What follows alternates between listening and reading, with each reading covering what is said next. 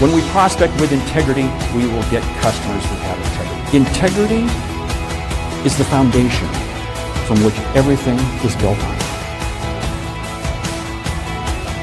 You better understand value. But at the end of the day, sales is a relationship business. It is a people business. It is an emotional business.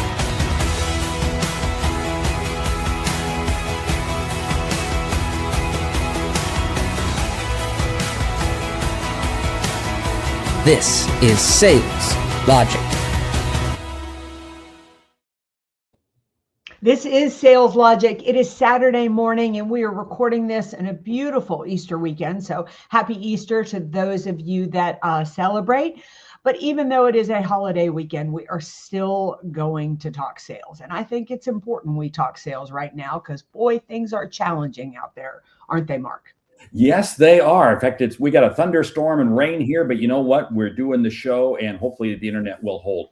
The topic this morning, how to win when buyers freeze. Ooh, this is happening a lot right now.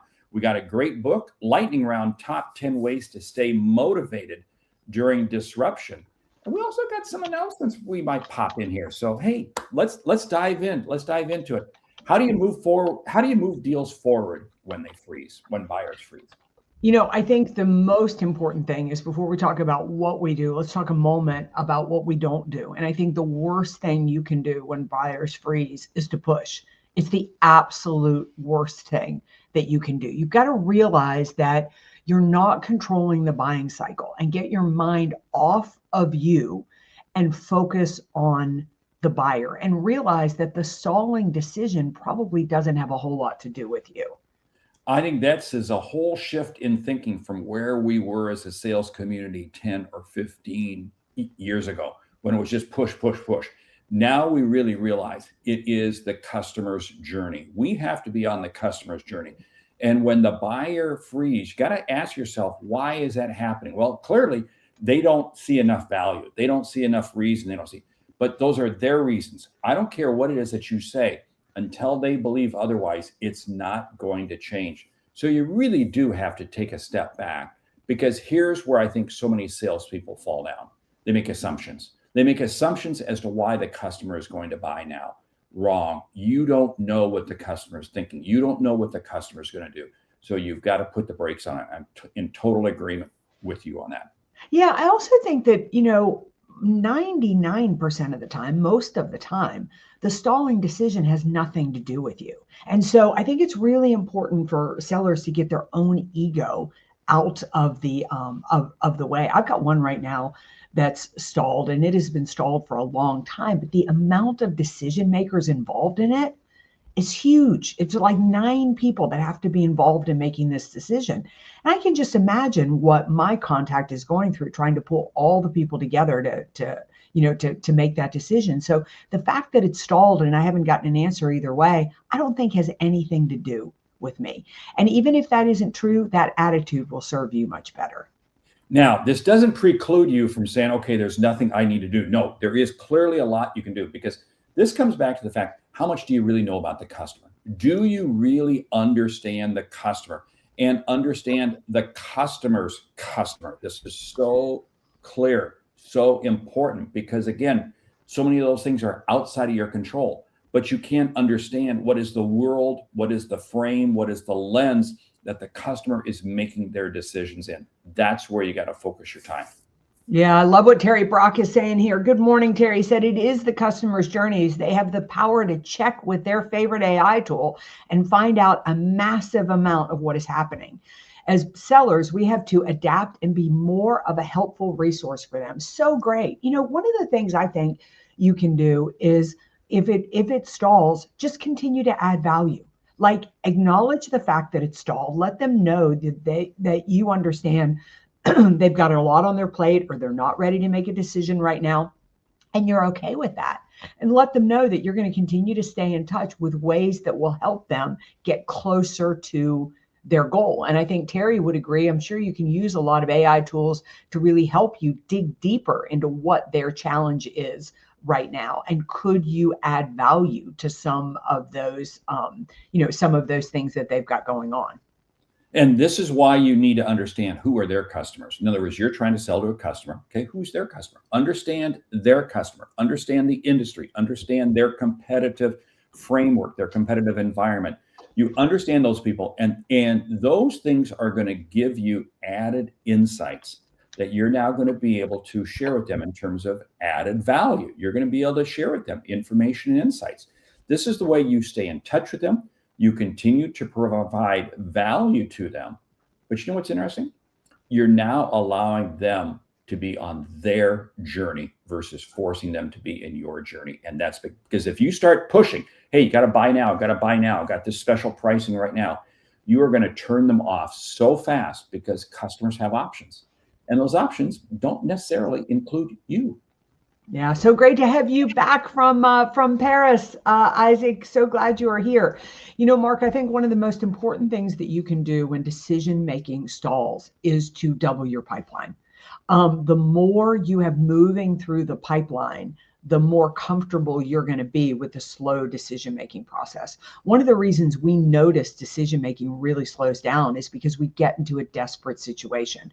We only have, X amount in our pipeline and we need 50% of it to close. Well, in a marketplace like this, you're more likely that 25% of your pipeline is going to close. And the only way to combat that is to double, or if it's into it, triple your pipeline. Sales isn't finite. You don't design a process and that's the process you use for 2026.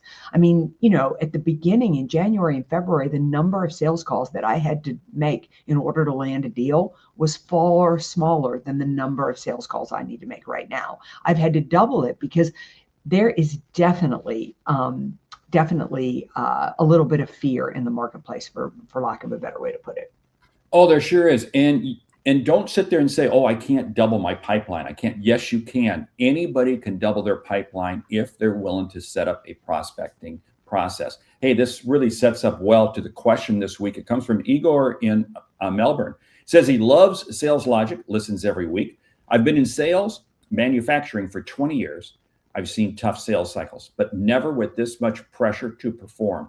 I'm down 1 quarter from last year, and I just don't feel like I can push my prospects and customers any harder. Any ideas? I need to hit my sales goal. He is talking exactly with what we're talking about right here. Igor, you got to go out and find more prospects to put into your pipeline. Don't think for a moment they're not out there. They're there. Yeah, I also wonder if, Igor, you need to start looking at maybe a sister industry. I don't know who you're selling into, but if you're selling into a particular space right now, like I was listening to the news yesterday morning, and they were talking about the marketplace. They were talking about the economy, and that most areas are struggling a bit right now. But healthcare is on fire. HVAC is on fire. Those industries are on fire, and maybe you need to look at, is there a way I could partner with or sell in to some of those other industries? So maybe you not only need to grow your prospect list, but you need to think about who would be a good complement to this. And the way to do that is to look at the outcomes that you've been able to help your customers achieve. What are those outcomes?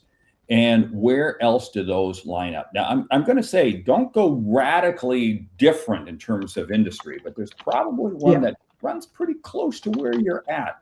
That's the one that you want to go into. But you start by looking at the outcomes that your customers have already been achieving and say, where else will those apply? Where else will those work? Because that's where you're going to find the best opportunity. Yeah, I'll give you a great example. Back in 2008, when the bottom fell out of the financial services industry, I was working quite a bit in the banking industry because I'm a former banker. But I switched over to insurance because even though so many banks went under, not one single insurance company went under. So they were more of a solvent organization. Andy Greenberg, always such great advice. If you had the opportunity to have the outcomes we discussed 2 years ago, would you have made that decision to move forward then? Wow. I mean, what a great question to be asking a customer, a prospect who's got a stalled deal. I love that response because it's, the old analogy, when was the best time to plant a tree 20 years ago? When's the second best time? Right now, Right today. now. Exactly. Hey, I love Lucky's comment, more network events can build your net worth. You're right, without a doubt. And again, when you're looking at networking events, make sure that you're playing in the space where you're already having a presence, already having an impact. Don't sit there and go way outside the world, because I see salespeople, when they become desperate, what they do is they radically change everything. And that's throwing the baby out with the bathwater. Slow down, relax. There are more opportunities if you stay close in. Stay close in to the world that you know very good. Hey, Sashu, hey, great exchange. I had a great email exchange, or I should say a LinkedIn exchange with him yesterday. And he writes, good morning. Would it help to have a variety of offers at different price points? Exactly, without a doubt. Now, here's the situation. Don't sit there and start giving away the farm. You don't want to do that. But you can put different product offerings on the table at different price points. But make sure that you're protecting your margin. And in every step along the way, make sure that you're not confusing the customer by putting so many options on the table, because a confused customer does not buy. And they'll use that as an excuse as to why they're not buying. So you just got to be clear, but I love that recommendation. Thank you so much. Yes, Shu, I want to follow up on this because it was exactly Merci. where go ahead. No, go ahead. I thought you froze up. Go ahead. Oh, yeah, I've got you freezing on my end too. I'm wondering if those storms in Dallas are taking us down. But those storms, yeah, go.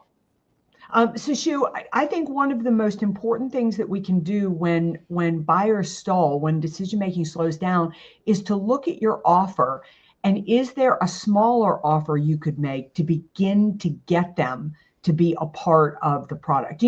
They're worried. They're taking a risk. They're thinking it's, the biggest challenge is not lack of making a decision. They're worried about making the wrong decision. And if this is the first time you've ever worked with this prospect, the first experience you've ever had with them, you may want to go in at a smaller price point. And you put a condition on that, like I just did this with a vendor. I've never worked with him before. I'm a little bit nervous. So I offered to go in. I did it. I said, I'll go in at this price point on the first 2 months. If the results are there, I'll move to the next price point. But I made the suggestion because at his price point, I was not willing to jump in. So look at altering that a little bit. When we talk about buyers freezing in uncertain times, look at different people in the organization. Oftentimes, again, we're seeing so many buyers being involved in every decision-making process right now.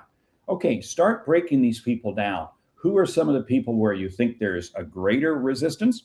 And who are those who, there's some acceptance? They're ready to move forward. Begin having smaller conversations with fewer groups of people. And it's amazing how you can do this in the context of adding value. You're not pushing the sale. You're adding value along the way.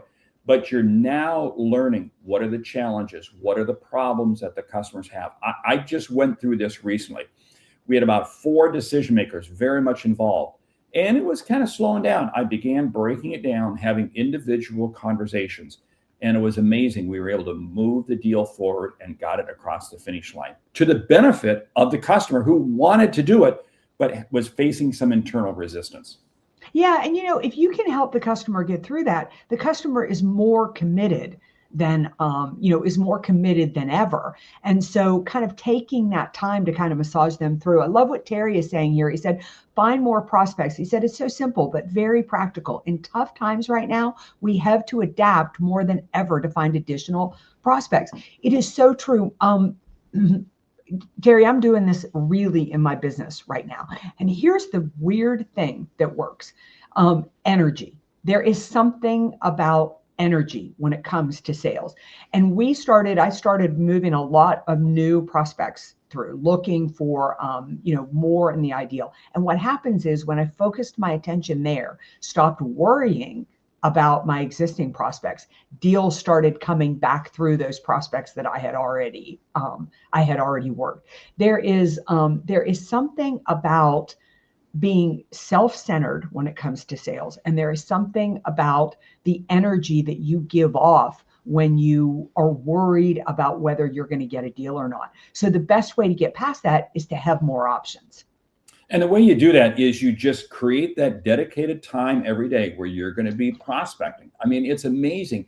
I was with some salespeople this week, and they were lamenting the kind of lack of prospects. And I said, go back into your CRM system. You have got, I'm sure, hundreds of names in there. Just start reaching out to those people. And it's amazing. Activity creates activity. Activity creates momentum. Momentum is going to create very good opportunities for you. The business is there for you, but you have to go get it.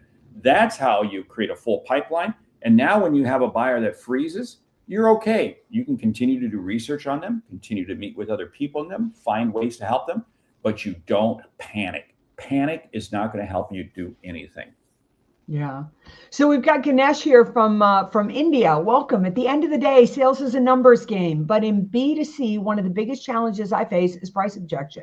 Even after clearly creating value and explaining the benefits of the product, the customer still hesitates. What can I do in this situation? Mark? I love this question. And I'll tell you what, I think it's same true, not only in B2C, but B2B. Price resistance is there in every situation. And it comes down to value. Does the customer truly see value? So you really got to come back and ask yourself, have I really found out what is the outcome that they're looking for? What is the better situation that they are looking for? What's the risk they're looking to overcome? And how do I put that back into a time frame that if they don't solve this right now? So I think that's a universal question in sales. What you don't want to do is you don't want to get in this habit of saying, I'm just going to drop my price.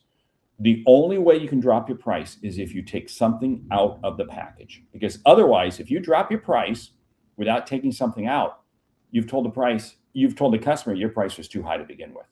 And now you've set yourself up, and also you've poisoned your thinking, because from now on, you're going to think that your price is too high. Yeah, a couple of things here with what you can do. Number one is use testimonials that show the return on investment that people get. Because when people are objecting to price, they don't think they're going to get back what they're about to pay you. I really want to repeat that. The reason they object to price is because they don't think they're going to get back what they decided to pay you. So you have to use testimonials, case studies that show they're going to get back what you paid them. The other is, if you're struggling to get started, if this is B2C and you don't have testimonials and you don't have case studies, well, welcome to the speaking industry. And you may have to reduce your price to get in there and to get started. The other two is, and Mark may just kill me for saying this, but here I go. Sometimes you're working in industries and you've got a reputation in an industry, and that industry has hit a hard time. And I'll go back to 2008 when the bottom fell out of the banking industry. I did not hold my price when I worked in those industry. They were struggling. And I felt like my line was, we're in this together. I'm going to partner with you. And, when things come back, we'll relook at the prices. But for right now, I'm going to help you, you help me, and we're going to get through this together. So price is a tricky and a funny thing. Oh, it is a tricky and funny thing. Okay, I got to add some commentary because you knew I would. I call that cash flow pricing. You're reducing your price just to create cash flow. And I totally get that. The challenge and the risk that we have with this, and I agree, there are times that it's just going to happen because you got to pay the bills. Totally get it. What happens is you do wind up poisoning your mind. And you poison your mind, and you also poison the marketplace. And then it can become a race to the bottom. We go back to that 08, 09, the Great Recession. We go back to COVID. We go back to various things where there have been extreme pressures on price. It is amazing the number of industries that have never actually gotten back to their original price point. They've never gotten back to it because, again, what happened was they wind up poisoning the well. So you got to be cautious, got to be very, very slow to do that. But you're right. There are times you got to do it. Ooh, pains to say that. Hey, I love Dennis's comment. How does a remote founder build credibility with a foreign target audience? This is a great question. And again, it's about creating value. This is where you have to realize that your job is to be able to establish a presence on the internet, because something that you and I talk about, Mayor, a lot is it's amazing how our reputation arrives before we do. And nobody is going to do business with anybody without first checking them out on the internet. So you've got to focus very heavily on creating an internet presence. And that means AI and a whole host of other ways, because otherwise the marketplace is never going to find you. Yeah, Dennis, I just made a note. Look for a future Sales Logic episode on this topic, how to build credibility, whether it's with a foreign target or within your own target market. I know we got to jump to the book and to the lightning round, but I just want to answer Sishu's question really quickly here. What happens though when the ROI can't be calculated easily? Look, if you cannot calculate the ROI, if you cannot look the prospect in the face and say, this is why you should pay me this money. And Sishu, Mark and I are in the speaking business. John Register, CPAE, John Register has just joined us on here as well. He is in the speaking industry. It is hard to calculate the ROI of giving a keynote address. But if I cannot look my prospect in the face and say, when your attendees leave the room, this is what they are going to gain, then I need to go do some work before I sell a prospect. Everybody who's about to pay you money is thinking, what is my return on investment? I mean, Mark goes to Starbucks all the time. Number one is return on investment is it's great coffee. Number two, it's so flipping easy for him. And number three, it makes him happy. That's return on investment. And Mark, I'm speaking for you, but I would say that is worth. If you looked what I paid a month to play tennis, you would think I was crazy, but that's worth it to me. It's exercise. I have fun with my friends. It gives me energy. I come back and get more work done. It's completely a return on investment. Does it put money in my checking account? Heck no, it sucks it out, but it's worth it to me. So you have to be able to calculate that ROI and state it and believe in it. And the ROI is going to vary by every Yes. customer. And this is where it comes back to really understanding what are the outcomes that the customer is looking for. When you understand the outcomes, and the outcome might be that they just want to avoid a risk. You know, why do we buy home? Why do we have homeowners insurance, you know, on our home? What's the ROI on it? Because the risk factor is so great if our home were to burn down or we were to have a catastrophe, that we're willing to pay the insurance. So there are different ways. You've got to be able to come up with that ROI. Wow, time is ripping past. We got so many comments in there. We apologize if we can't get all your comments in. We are seeing them. The book this week, Thrive, Turn Uncertainty to Competitive Advantage. That would be Meredith's book. That is my book, all based on everything that you need to know to consistently and predictably turn uncertainty into your greatest competitive advantage. All right, Mark, let's rock and roll on the lightning round. Well, I'm going to promote the book right now more than ever. Everybody needs to be reading that book, Thrive, Turn Uncertainty into Competitive Advantage, because we are in certainly an unstable marketplace. Okay, lightning round. Top 10 ways to stay motivated during disruption. Go. Number one, make sure that within the first hour of the morning, you're doing something to take action. Action beats uncertainty. I love it. 2, maintain a schedule. Don't deviate from your schedule. Yeah. Keep your goals visible. Like really, really know what you're focused on and keep those goals visible. Every day, reach out to one of your successful, accounts, some of your successful customers. Let them share with you how they've helped you, how they've benefited from you, and that's going to motivate you. Yeah, break big goals into smaller actions and celebrate the actions that you take. Look for a success in every call you make, every email, every conversation. Look for it can be no more than they just simply responded or they actually answered the phone, whatever it might be. But look for those little tiny successes. Yeah, I think that's so big, those small wins. Surround yourself with really positive people that are like you can kind of compete with. Like I'll tell Mark if I land a deal. He tells me if he lands a deal. Or I talk to Mark and he's just got this huge consulting project. That motivates me to keep going. Without a doubt, your attitude going into a conversation predetermines the results you get out of it. So if you're going in thinking nothing's going to happen, nothing's going to happen. But if you truly believe something's going to happen, it is amazing something will. Yeah. Exercise, eat clean, and sleep. I love it. And number 10, listen to sales logic. Because Good one. you've got to surround yourself. You've got to feed yourself with the right content that's going to help you. You can't afford to dive into the negative cesspools out there. Hey, what a great show. We got so many comments coming in. It's unbelievable. Thank you so much. And with that, we want to say thank you for listening to Sales Logic this week. If you like what you hear, subscribe, rate, and review the show on your favorite podcast app. Please, we need some more reviews, whether it be Apple Music, whether it be Spotify, because again, that's really how we help spread the word about you. Hey, you've been listening to Sales Logic. I'm Mark Hunter. I'm Meredith Elliott Powell. Remember, when you sell with confidence and integrity, all of this uncertainty suddenly becomes your competitive advantage. And the sale becomes logical. All right. We want you to join us right back here next week for another episode of Sales Logic. For those of you who celebrate, I hope you have or have had an amazing Easter. And remember, join us right back here if you want to find more opportunities, close more deals, and turn uncertainty into your greatest competitive advantage. We'll see you next week.